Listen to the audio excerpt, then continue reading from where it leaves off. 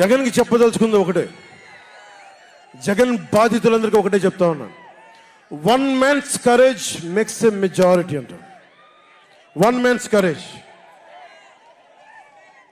జగన్కి సంబంధించినంత వరకు పవన్ కళ్యాణ్ అంటే 3 పెళ్లిళ్ళు 2 విడాకులు. అతని దృష్టిలో 4 పెళ్లిళ్ళు అంటాడు. మరి ఆ 4వ పెళ్ళం ఎవరో తెలియదు, జగన్ ఏమో నాకు తెలియదు. మరి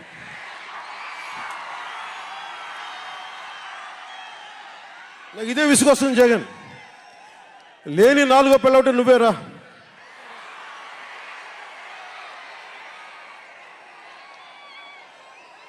నేను ఎప్పుడైనా సరే భారతి గారికి కూడా చెప్తున్నాను, మేడం భారతి గారు, మీరు మీ ఊహించుకోండి, మేము ఎప్పుడన్నా సరే మిమ్మల్ని చాలా గౌరవంగా భారతి గారు, మేడం భారతి గారు అంటాం.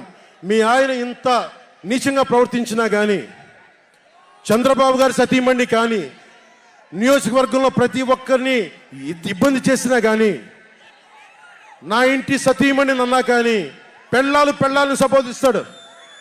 ఆ మాట మిమ్మల్ని అంటే ఎలా ఉంటుంది భారతి గారు? ఆలోచించండి ఒకసారి. నాకు తెలుగు వచ్చాడు, నేను పెద్ద ఇంగ్లీష్ మీడియం చదువుకున్న వ్యక్తిని కాదు, నాకు చాలా భాష వచ్చు, కానీ సంస్కారంగా ఉండదని మాట్లాడినంతే. జగన్, నీకు సంబంధించినంత వరకు నేను 3 పెళ్లిళ్ళు 2 విడాకులు. పవన్ కళ్యాణ్ అంటే జగన్ చెప్తున్నా విను, పవన్ కళ్యాణ్ అంటే ఆంధ్రప్రదేశ్ ప్రజల భవిష్యత్తు.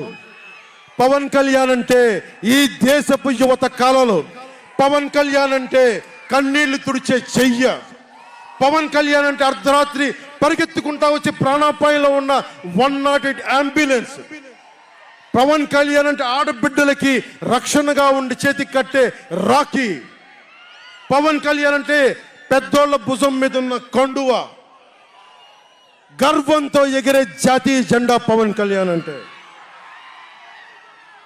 పవన్ కళ్యాణ్ అంటే నిన్ను నట్టేటను ముంచే తుఫాన్, గుర్తుపెట్టుకో. నిన్ను అధాపాతాళానికి తొక్కే వామనుడి పాదం పవన్ కళ్యాణ్ అంటే గుర్తుపెట్టుకో. మరో వంక మనకు ప్రతిపక్షంగా ఉన్న చంద్రబాబు నాయుడు గారు దత్తపుత్రుడు.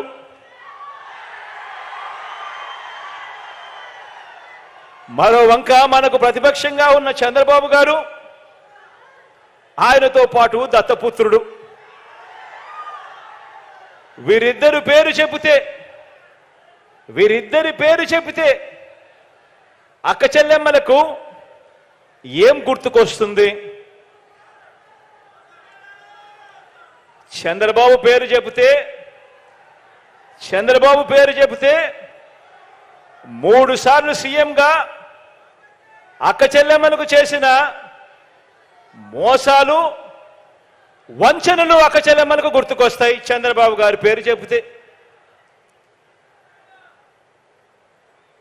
పొదుపు సంఘాలకు చేసిన దగా గుర్తుకొస్తుంది చంద్రబాబు గారి పేరు చెబితే. విశ్వసనీయత లేని చంద్రబాబు గుర్తుకొస్తాడు. చంద్రబాబు పేరు చెప్పినప్పుడల్లా అక్క చెల్లెమ్మలకు గుర్తుకొచ్చేది. మరి దత్తపుత్రుడి పేరు చెబితే వివాహ వ్యవస్థకేవో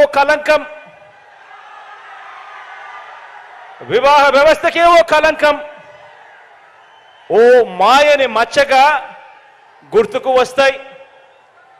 కారును మార్చినట్టు భార్యలను మార్చేది,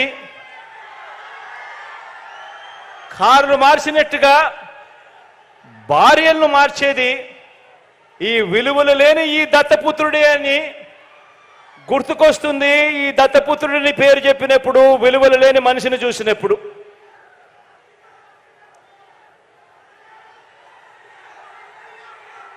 వీరిద్దరూ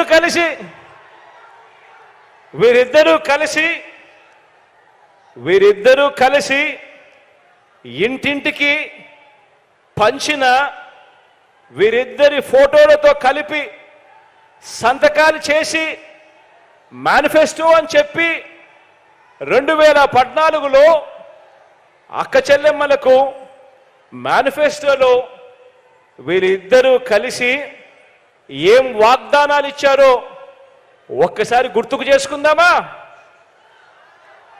2014లో వీళ్ళిద్దరూ కలిసి మేనిఫెస్టోని రిలీజ్ చేసి సంతకాలు పెట్టి అక్క చెల్లెమ్మలకు విషయంలో వీరిద్దరూ వాళ్ళ 2014 మేనిఫెస్టోలో ఏం వాగ్దానాలు ఇచ్చారో ఒక్కసారి గుర్తుకు చేసుకుందాం. 14,205 కోట్ల రూపాయలు పొదుపు సంఘాల రుణాలన్నీ మొదటి సంతకంతోనే రద్దు చేస్తామని చెప్పి వాగ్దానం ఇచ్చారు.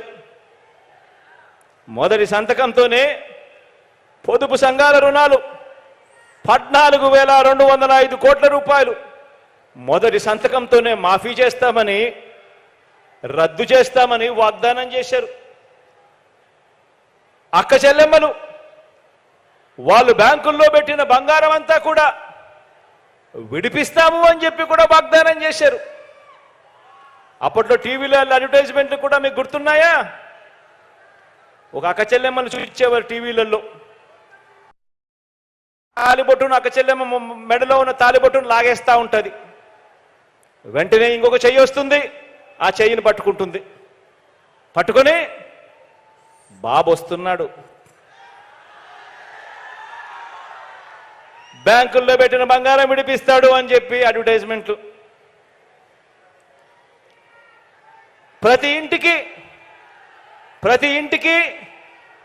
ఏటా 12 గ్యాస్ సిలిండర్ల మీద, ప్రతి ఇంటికి ఏటా 12 గ్యాస్ సిలిండర్ల మీద, ప్రతి సిలిండర్ మీద నెలకు 100 రూపాయలు చొప్పున, సంవత్సరానికి 1,200 రూపాయలు, 5 సంవత్సరాలలో 6,000 రూపాయలు సబ్సిడీ ఇస్తామని కూడా 2014లో ఇద్దరు కలిసి ఇచ్చిన మేనిఫెస్టోలో చెప్పడం జరిగింది.